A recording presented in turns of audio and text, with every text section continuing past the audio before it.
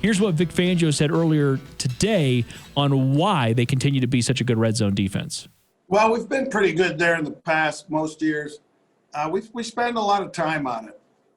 Probably practice it more than most teams.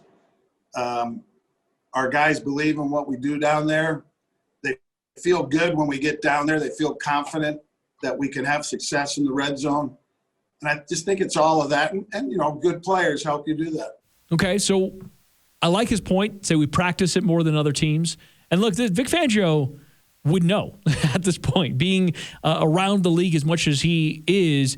I think he'd have and being on several organizations, I think he'd have a pretty good sense of how much the Broncos defense is practicing red zone and the emphasis on that. Now, in that respect, you say, well, I mean, everything seems important. Wouldn't you want to be the best team on third down? Wouldn't you want to be the best team in takeaways? But the thing about that, and that's where I wanted to ask you this question, because I think I know where you're going to go with this. But I think those are some of those things that are a function of being opportunistic and being in the right place at the right time and doing the fundamentals.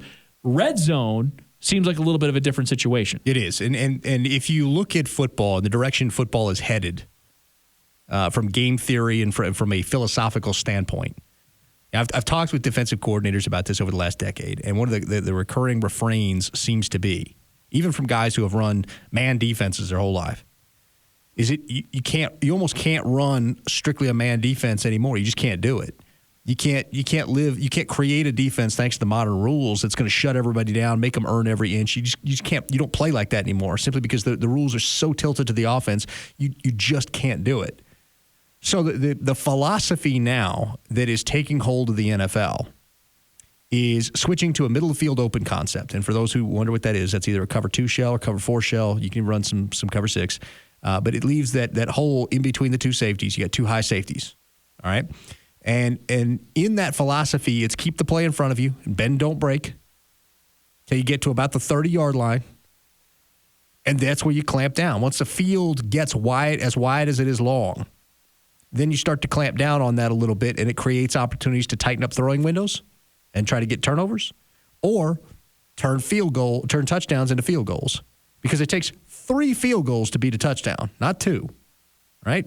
So philosophically, the way to handle playing defense in the NFL going forward, unless there's some dramatic rules changes, is let them have the yardage. You just keep it in front of you. Let them have the yardage. You might take a gamble or two to play, but you're keeping the play in front of you by and large until you get down into that gold zone area, that 30 square yard area. And then you clamp down, hold them to 3. That's really the future of football. That's what the Broncos do. They're out in front of the curve on this. They're setting the example for the rest of the league on this, and that's why what they did against the Chiefs was so great. It wasn't about the improvement of Drew Lock. That's great too, but what they did when we talk about setting a blueprint, what the Broncos did there was lay out how you mitigate high-powered offenses.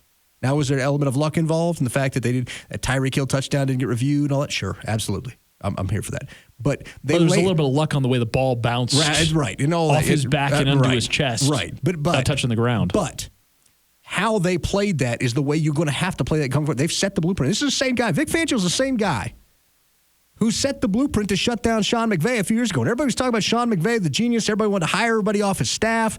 Nobody could stop the Rams' offense. Vic Fangio was the one in the regular season that showed everybody how to do it.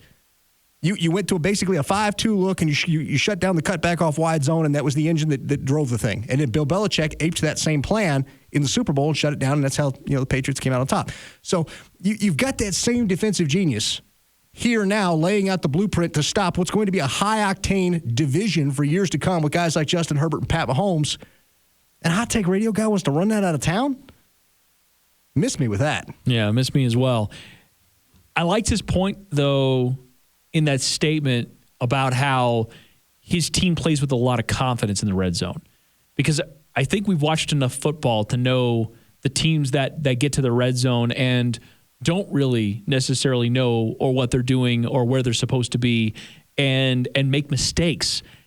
We've seen Broncos defenses in the past not look confident in the red zone and make grave mistakes and put themselves in bad positions to where it's first and goal inside the 5 multiple times because they get penalties or they're getting like one of the things that you notice about this Broncos defense. They don't get penalized much. They don't get penalized very much, and they especially don't get penalized in the red zone. They don't get those holding calls. You got rookies back there.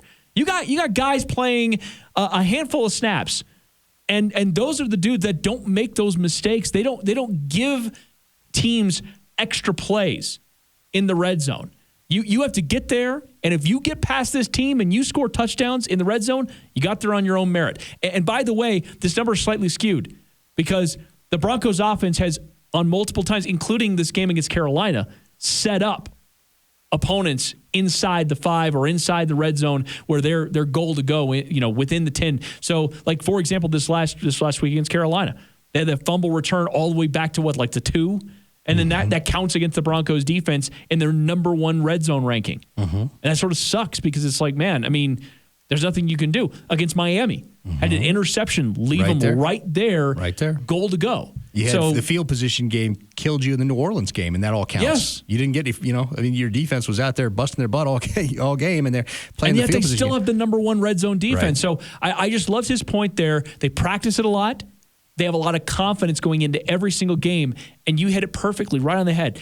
They are playing high-octane offenses, it seemed like every single week, and this is something that can continue to be successful for them the remainder of this year and into next year. Right. I think they are the blueprint, or they're going to lay the blueprint back down for slowing down this Bills offense. I really do believe this is a winnable game for Denver if they don't make mistakes.